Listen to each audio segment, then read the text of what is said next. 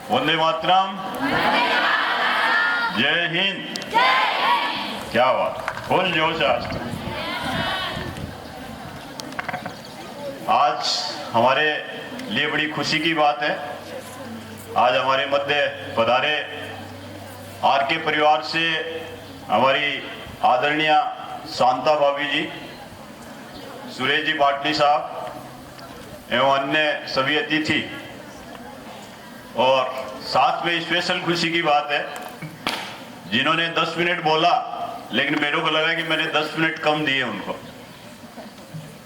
तो हमारे सीए कौशल बियानी साहब बॉम्बे से आर्ट ऑफ लिविंग से पधारे हुए, मैडम कौशल बियानी जी, और आर्ट ऑफ लिविंग से कृतिका माहेश्वरी जी, टीना सोमानी जी, जो 2 दिन पहले हमारे फर्स्ट ईयर के बच्चों का सेशन लिया था,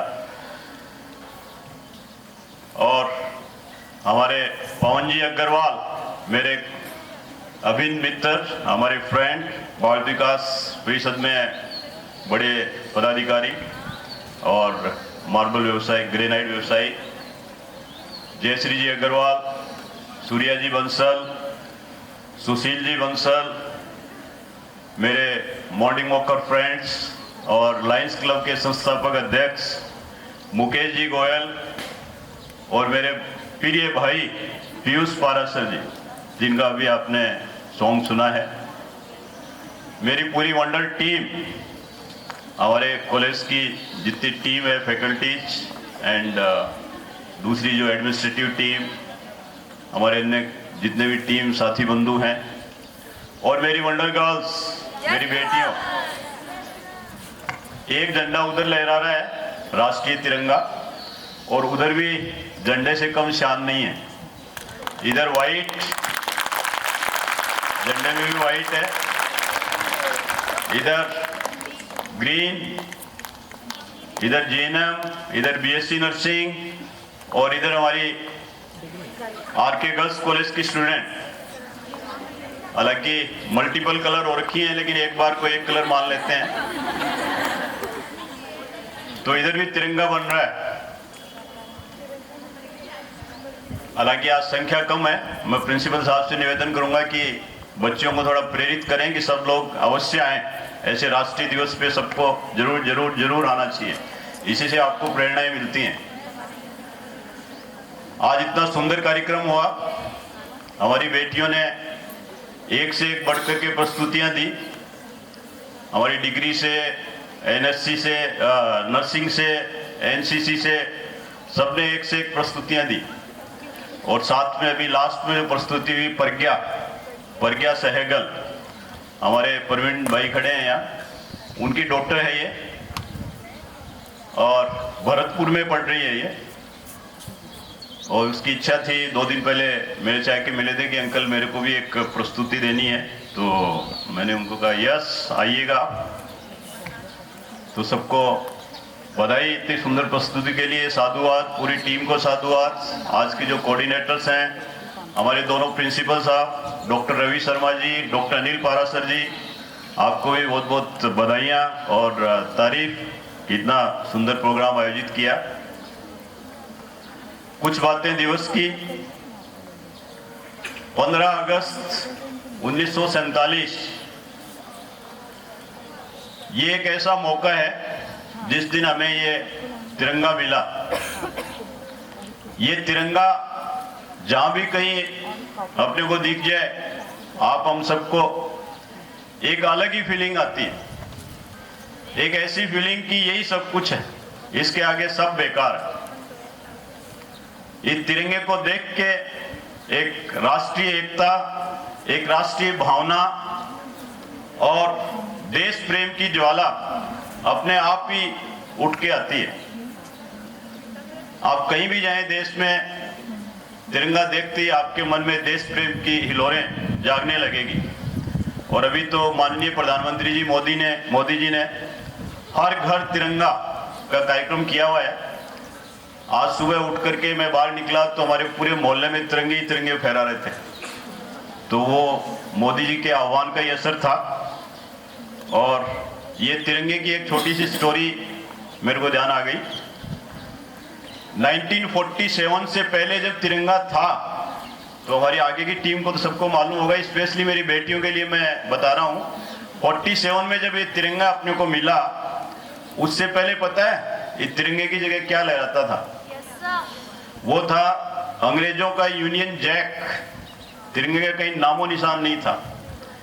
तिरंगा लहराना अपने आप में देशद्रोह माना जाता था। आज अपने शान से तिरंगा लहरा रहा है, इसके नीचे खड़े हैं और अपने को ये प्रोटेक्शन दे रहा है। तो उस टाइम ये तिरंगा नहीं था। 1947 से पहले यूनियन जैक था। और 15 दिसंबर की सुबह, 14 दिसंबर की रात को लास्ट टाइम यूनियन जैक को उतारा गया। एक कार्यक्रम हुआ, उसमें सब टॉप डिग्नेटरीज थे।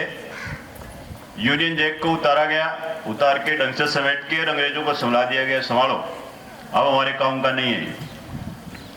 और उसी दिन दिल्ली में वो कार्यक्रम था और तिरंगा शान से फहराया गया। और दिल्ली के अलावा पूरे देश में ये तिरंगा फहराया गया। और वो दिन और आज का दिन पूरे भारत में तिरंगे की शान हरदम अपने सब देखते हैं। और अभी तो जो देश में एकमात्र जगह थी जम्मू कश्मीर, जहाँ 2 झंडे थे, एक तिरंगा और एक J&K शासन का अलग झंडा, अलग फ्लैग, वो परंपरा भी हट गई है। और बाय ग्रेस ऑफ गॉड धारा 370 खत्म होते ही वो वहां भी देश का, पूरे देश में एक ही तिरंगा लहरा रहा है।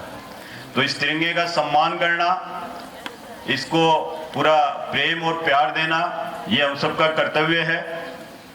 आप सब बेटियां यहाँ बैठी हैं, आप चाहे कैसे भी रहें, कहीं भी रहें, आपके मन में, आपके दिल में देश प्रेम की ज्वाला होनी चाहिए। एक आपके दिल में एक धधक होनी चाहिए कि yes, my country is first. और इस संबंध में मैं ये भी कहना चाहूँगा कि आपके पेरेंट्स, आपके माँ बाप जो हैं, उन्हीं की वजह से आप इस धरती पे अवतरित हुए हैं।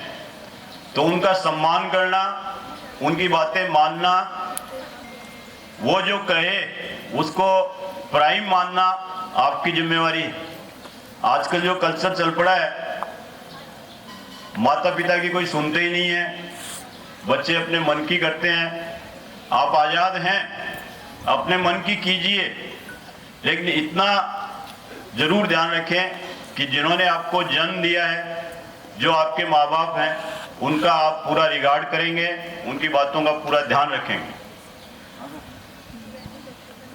इंडिपेंडेंस डे आज आया है, तो ये मिलना अपने आप में एक बहुत दुर्लभ चीज थी। बहुत सी घटनाएं, बहुत से कार्यक्रम, बहुत से आंदोलन इस आज़ादी को प्राप्त करने के लिए चले हैं। आप सबने हमने सुने हैं। ऐसा ही एक वाक्य मैं 2 मिनट के लिए मेंशन करना चाहूंगा। 13 अप्रैल 1919, अंग्रेजों ने 200 साल राज किया था इंडिया पे। आए थे बिजनेस करने, ब्रिटिश इंडिया कंपनी के रूप में, और पूरे देश पे उन्होंने राज किया। राजा महाराजा जितने भी थे वो उनका, अंग्रेजों का आदेश मानते थे और अंग्रेजों की सब कुछ चलती थी। तो 13 अप्रैल 1919 बैसाखी का दिन था।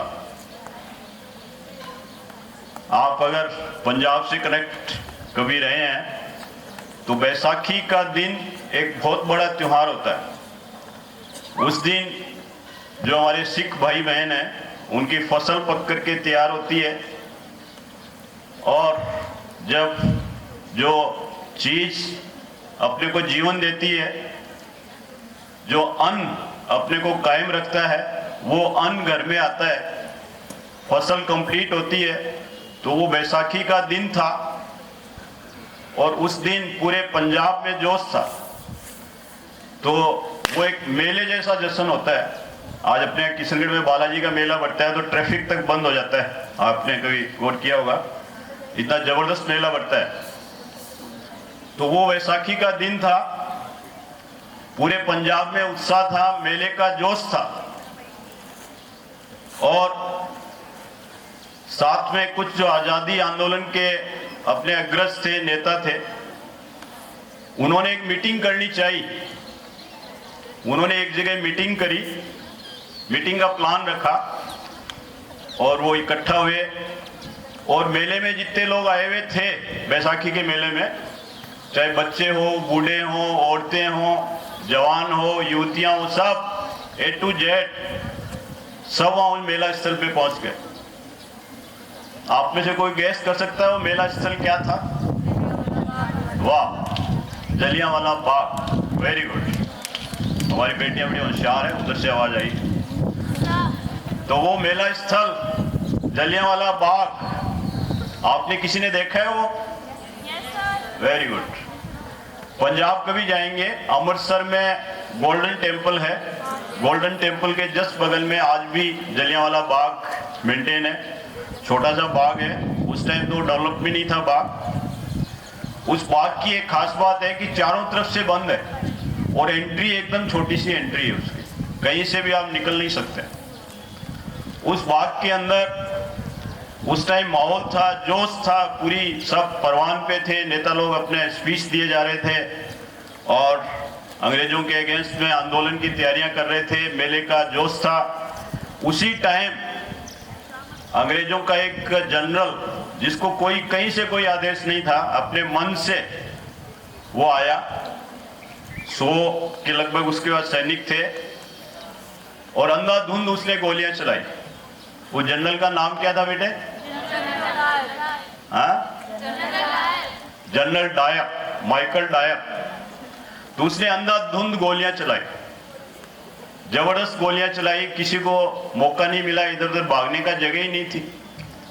और अंधाधुंध फायरिंग में करीब करीब उस टाइम की जो गिनती है 200 लोग मर गए, डेथ हो गई, और करीब करीब 2000 लोग घायल हो गए। जो माताएं, बहनें, बच्चे थे, उनको भागने को कोई जगह नहीं मिली। और वहाँ एक कुआं था, खाली कुआं था जिसमें पानी भी नहीं था। उस कुएं में उन्होंने देखा क्या पता है कुएं में गिरने से हमारी जान बच जाए, और वो कुएं के अंदर एक से एक, 2, 3, 4 सब कुएं के अंदर भर गई, सारी की सारी। जिसको जहाँ मौका मिला कुएं के अंदर, और कुछ तो था ही नहीं वहाँ छिपने को। तो वहाँ जनरल डायर ने वो मौका भी नहीं छोड़ा, कुएं के अंदर ही गोलियां दाग दी। आप सोचिए, कल्पना कीजिए उस पल की, कहीं भागने को, छिपने को जगह नहीं है, छोटे छोटे बच्चे, लेडीज सब, और वो डायर और उनके सैनिक गोलियां बरसा रहे हैं। खैर, ये दिन इंडिया की हिस्ट्री में लिखा था, वो दिन हुआ। डायर साहब फिर यूके गए। यूके जाके उन्होंने पता है क्या बोला? बोले इंडियन से मेरे पे अटैक कर दिया था, भारतीयों ने मेरे पे अटैक कर दिया, इसलिए मैंने ये गोलीबारी की। उनको बड़ी तमगे मिले, तारीफ मिली कि बहुत अच्छा किया आपने, यही करना था आपको। लेकिन उस टाइम भी पूरा शासन, फ्रीडम, लोकतंत्र का था, काफी जगह प्रेस थी, सब वर्ल्ड में सब जगह जगह बातें गई कि साहब इंडिया में ऐसा हुआ, भारत में ऐसा हुआ। तो डायर जो जनरल था उसको डी प्रमोट करके उसको नीचे की करके और कर्नल बना दिया गया, नीचे कर दिया उसको, और उसके लिए बैन लगा दिया गया कि आप इंडिया नहीं जाएंगे आप आज के बाद। उसके बाद हाल ही में 97 समथिंग महारानी एलिजाबेथ जो यूके की महारानी है, वो इंडिया विजिट पे आई थी, वो भी जलियांवाला बाग गई।